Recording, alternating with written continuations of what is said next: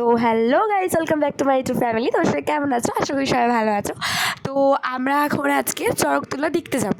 তো সেই জন্য এখন সবাই রেডি হচ্ছে, আর এইদিকে আমি রেডি হয়েছি, কিন্তু আমার মুডটা অফ রয়েছে কারণ সবাই অনেক সাজুগুজু করছে, কিন্তু আমি কিছু সাজুগুজু করতে পারিনি। আমি চুলটাও খুলিনি কারণ আমাকে টিউশন যেতে হবে।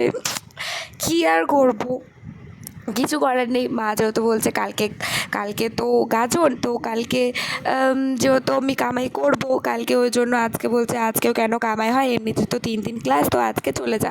তো ওই জন্য আমার মুখটা না একটু ভালো লাগছিলো না, কেমন একটা লাগছিলো। তাই ভাবলাম যে চুলটা তো আমি কখনো এরকম করে বাঁধিনি, সবসময় খুলেই রাখি। তো মাথায় কিছু আইডিয়া আসছিলো না যে কী করা যায়, তখন মাথায় একটা বুদ্ধি এলো, তো তাহলে আমি এই হেয়ার ব্যান্ডটা তো লাগাতেই পারি। তো ওই জন্য আমি হেয়ার ব্যান্ডটা নিয়ে চলে এলাম, আর আমি এই যে লাগিয়ে নিলাম। তবুও চুলটা একটু ভালো লাগছে, নাহলে তখন একটু ফোলা ফোলা লাগছিলো, কেমন এটা লাগছিলো। তো গাইস চলো এবারে আমরা চড়কতলা দেখতে যাব। কিন্তু মুখটা সবই ঠিক আছে, কিন্তু টিউশন যাচ্ছি বলে লিপস্টিক লাগাতে পারবো না, সেজন্য কেমন আমার একটু ঠোঁটটা লাগছে যে সবাই লিপস্টিক লাগাচ্ছে, কিন্তু আমি লিপস্টিক লাগাতে পারলাম না। তো চলো যাই হোক, কী করবো, যেহেতু টিউশন যাচ্ছি, তো চলো ভিডিওটা শেষ। তো আমরা এই চলে এসেছি এই ঘাটে। এবারে দেখো ঘাটটা কত সুন্দরভাবে সাজানো হয়েছে। হ্যাঁ, এবারে চড়ক তোলা হয়ে গেছে, এবারে পুজো হচ্ছে। হ্যাঁ, সবাই পুজো করে, কিন্তু আমার যেটা টাইম হয়ে গেছে তাই আমি দেখতে পারবো না, তাই আমাকে বেরোতে হবে। তো গাইজ, তোমাদেরকে যখন বলেছি পুরোটা দেখাবো, তো তোমাদেরকে যখন চড়কতলা দেখাতে পারলাম না, তো চলো কাটা ভাঙা দেখাবো।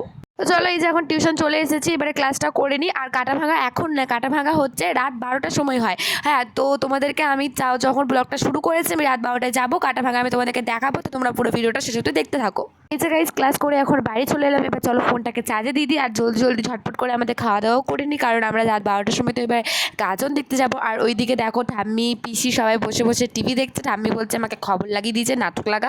চলো দেখতে থাকো ভিডিও।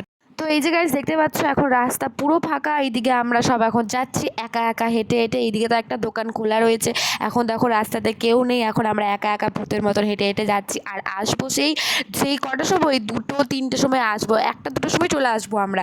তো চলো এখন যাওয়া যাক। তো গাইজ, এই যে আজ প্রথমবার আমি রাত 12টার সময় এসেছি।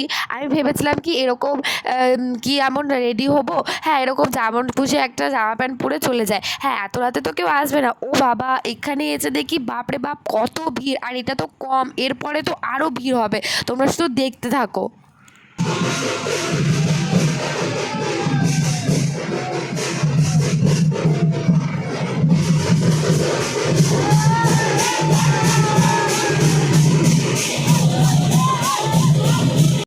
এটা আজ আমি ফার্স্ট টাইম দেখলাম, ভেতরে মন্দিরের ভেতরে চাবুকে করে মারছে। সবাই কত ছটপট করে এখানে এসে শুয়ে পড়ছে, পুরো মানে মনে হয় অজ্ঞানই হয়ে যাচ্ছে, সবাই একদম শান্ত হয়ে যাচ্ছে। গাইস, আর ভিডিওটা বেশি বড় করবো না, তোমরা এবার দেখো, তোমরা নিজেরাই বুঝতে পারবে।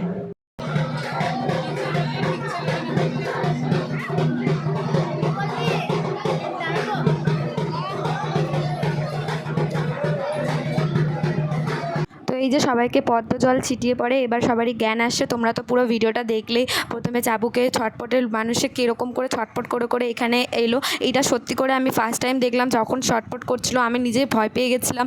হ্যাঁ, যে এরকম করে ছটপট কেন করছে। তারপরে তো তোমরা ভিডিওটা পুরোটাই দেখলে। তো এবারে পদ্ম জল ছিটিয়ে সবাই দেখো আবার উঠে পড়ছে।